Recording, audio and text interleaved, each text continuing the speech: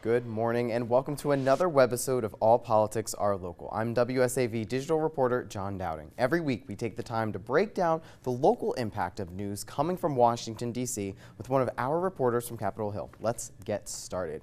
The impeachment inquiry into President Donald Trump heated up last week as a number of key witnesses gave testimonies about the July 2019 call with the president of Ukraine. Officials from the White House and the State Department say the context of the call set off some red flags.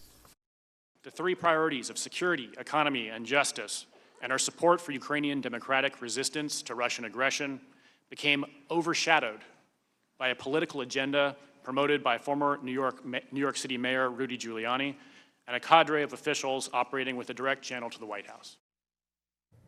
Now, joining us live from Capitol Hill is WSAV Washington correspondent Kelly Meyer. Good morning to you, Kelly.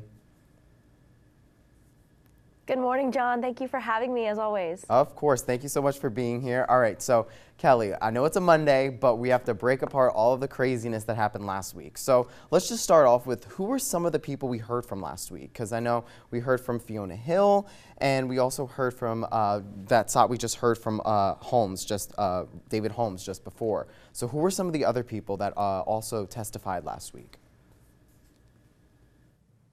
Yeah, absolutely. And I think it's important to break down all of the witnesses that we heard from last week and the week before. So we had, from the start, we had George Kent and Bill Taylor, and then following that, Marie Yovanovitch. And then going into last week, we had 9 witnesses, so 9 different testimonies starting on last Tuesday. That began with Jennifer Williams and Lieutenant Colonel Alexander Vindman. And then we had a second set in the afternoon, which moved into Kurt Volker, Tim Morrison. The next day, we had 3 more. We had Gordon Sondland in the morning, and then we had Laura Cooper and David Hale in the afternoon. And then finally wrapping up on Thursday with 2 more witnesses, Dr. Fiona Hill and David Holmes. And like you said, the question is here, did President Trump do anything wrong by allegedly asking a foreign government to investigate one of his political opponents? And a lot of these testimonies were kind of tying together that central idea that President Trump was withholding U.S. military aid until and a White House visit for the Ukrainian President Zelensky until they investigated the Bidens, both Joe and his son Hunter. And a lot of these testimonies that we heard were discussing that. We had David Holmes, who overheard a phone call with Gordon Sondland and the president, where the president was allegedly asking him if the investigation was going to be done. We had Laura Cooper, who did oversee the U.S. military aid between the U.S. and Ukraine, and she saw this holdup of dollars and wondered why. So a lot of these testimonies and these witnesses were giving some further insight into what all went down, basically. But now the question is, for Republicans and Democrats in the House, does what these witnesses brought forward, the information they brought forward last week, does that rise to the level of impeachment? And that's what they're going to be looking into as they come back after this Thanksgiving recess. Mm-hmm. So that means that there's still a lot of questions that are left unanswered. But I believe we have some sound from Representative Adam Schiff, who's the chairman of the House committee that is leading the impeachment investigation. Let's take a look at what he said. The fact that Republicans may be derelict in their responsibility doesn't relieve us of our obligation to do our constitutional duty. And we feel an urgency about that. Again, we just heard from Representative Adam Schiff. He spoke yesterday on Meet the Press about his whole stance with the impeachment inquiry and why Democrats are hounding in on this investigation. So that being said, what's this big significance of a lot of what the different people last week have said, and what may that have to say for the future?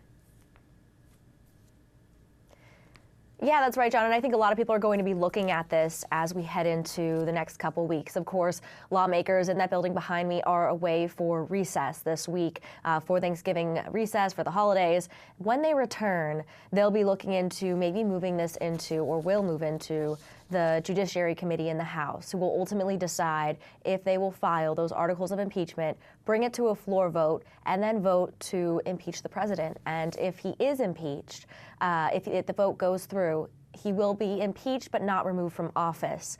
Then this goes into a trial in the Senate, which likely isn't going to occur until after Christmas. But that moves into the 2020 year, the presidential election year, many other things going on. But I think the significance of the testimonies we've heard from the past 2 weeks will be weighing those, or the lawmakers will be weighing those as they return and deciding, does this rise to the level of impeachment? Will they move to a floor vote? Will there be any more witness testimonies? We thought Thursday would be the last public televised hearing, but they have invitations out to other officials like Secretary of State Mike Pompeo, Vice President Mike Pence, the president himself, whether they'll come forward and want to share their testimony. Even John Bolton, the former national security advisor, who, as we've seen, has returned to Twitter and been very vocal in the past couple of days. So we'll see if these officials come forward and decide to testify, or if the House Judiciary Committee will just decide to move this into a floor vote.